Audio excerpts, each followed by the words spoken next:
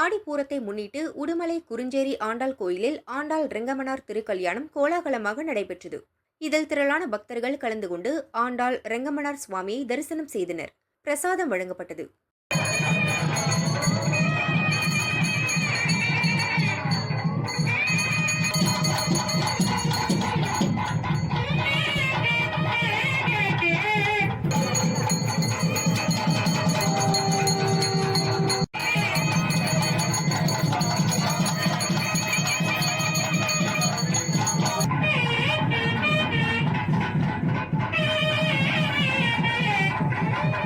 கோவை மாவட்டம் வால்பாறை சுப்பிரமணிய சுவாமி கோயில் துர்க்கையம்மன் சன்னதியில் ஆடிப்பூர விழா வெகு விமரிசையாக நடந்தது.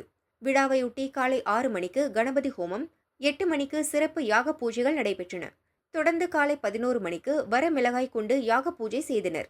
அம்மனுக்கு சிறப்பு அபிஷேகம், அலங்காரம் மற்றும் மகா தீபாராதனைகள் நடைபெற்றன. இதில் நூற்றுக்கணக்கான பக்தர்கள் பங்கேற்றனர். அன்னதானம் வழங்கப்பட்டது.